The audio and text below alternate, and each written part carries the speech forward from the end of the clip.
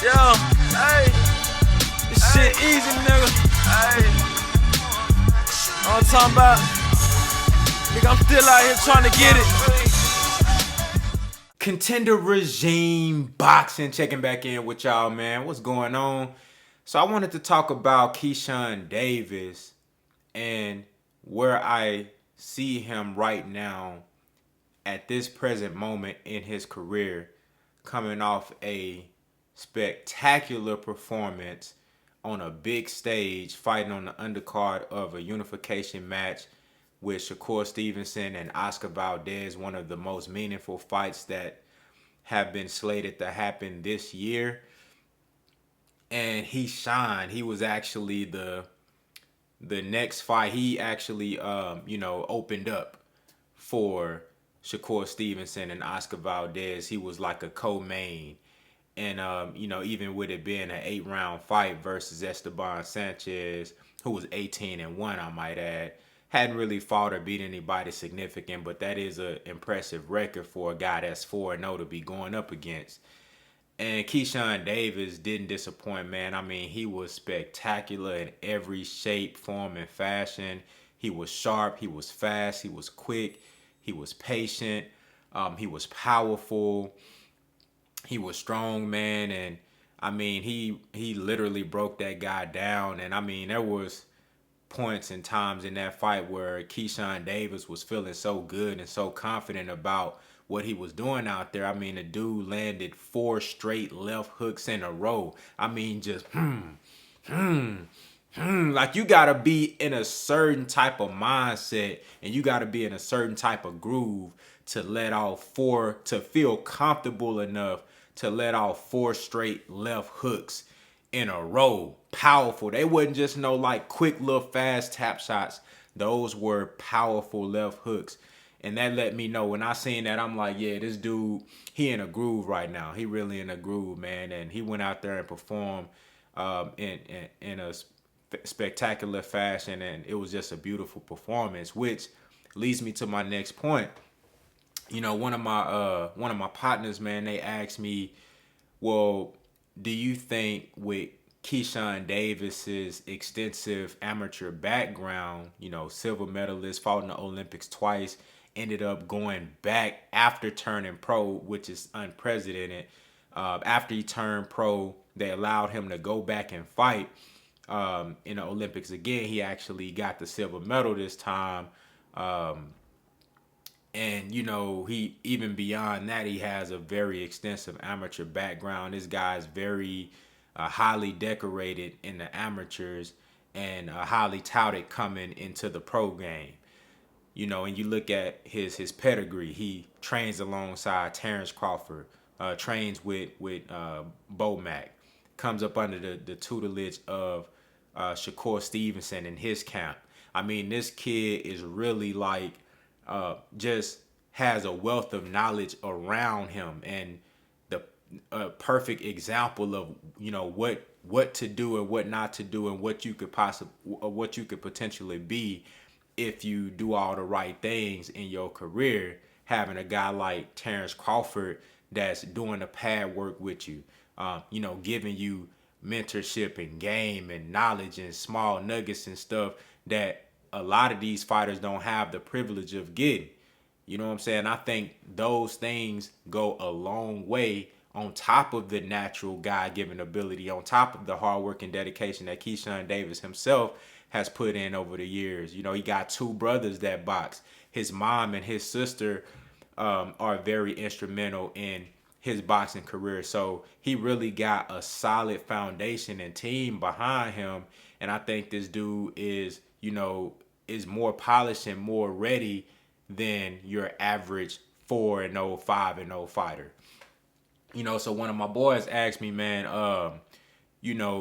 with his extensive amateur background, do you think he's in a situation that Vasil Lomachenko was in, being able to come into the pro game right off the rip, fighting top level guys in your second and third fight, getting championship type of fights? And my response was, man, if he ready, he ready. If he feel like he ready, he's saying all the right things right now as far as I'm gonna leave it up to the typical stuff that young fighters say when they first coming up in the game. I'm gonna leave it up to my matchmakers. Top Rank is very good at matchmaking. They know how to put the right type of guys in front of their fighters to make them look good. That's just what Top Rank do. They've been doing this for years, and that's one of their calling cards. And I mean, if you think about it, that's why you see a lot of guys.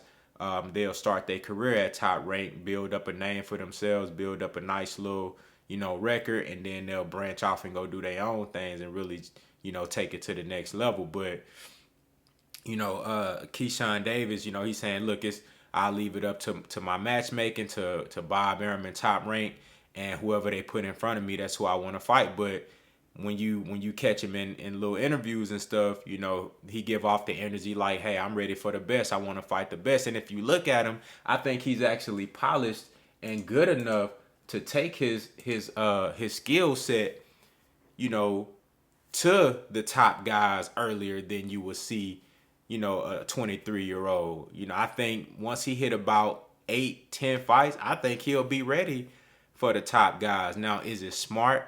Is it a smart business move for him to jump that early? With him being so young, do you want to allow him to, pad his record a little bit, get more experience in the pro game, just continue to gain more confidence and, get your knockouts up, look at different styles and maybe get you about 15-20 fights before you get in there with a top guy?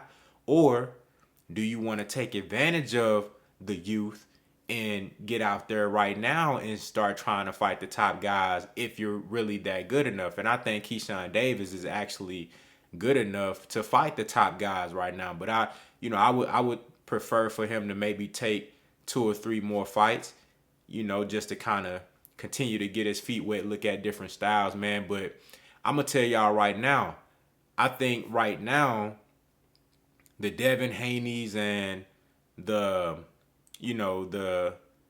really at 135, Devin Haney, I think, is like the top guy right now. I don't really want to put Tank in that equation because Tank is moonlighting between 3 different divisions. So I'm going to leave Tank out of the equation. I don't know if he's going to be fighting at 30, 35, or 40. Frank Martin. I really would love to see a Keyshawn Davis versus Frank Martin fight. I actually posted in the on the Instagram, I posted a picture with Frank Martin and Keyshawn Davis, saying, hey, this is a fight that I would like to see. And I want to know what y'all think about that. What y'all think about a Keyshawn Davis and Frank Martin fight? Frank Martin is 27, a little bit older, a little bit, more into his man ability. And, he got more fights, about 15 fights, but he really ain't had a big step up in competition yet. So I think you can match those guys up and say, well, they fought similar type of competition. Why not go ahead and put Keyshawn Davis in there with Frank Martin right now or within the next 2 fights? I think that's a great fight. Great stylistic matchup. I think it's a fun fight to watch. You got 2 guys who have speed and power, boxing IQ, overall stellar boxing ability. I think that's a great fight that you can make, man. So I want to know what y'all think, how y'all felt about Keyshawn Davis's performance, and what do y'all see him right now? Do y'all think he's a fighter that can jump up and fight that top level competition right now? Or do you think it's too early? Do you think he need to wait a little bit? You know what I'm saying? And just kind of pace himself and see what he looked like after 15 or 20 fights. Y'all let me know what y'all think down in the comments, man. Contender regime boxing. I'll holler at y'all boys, man.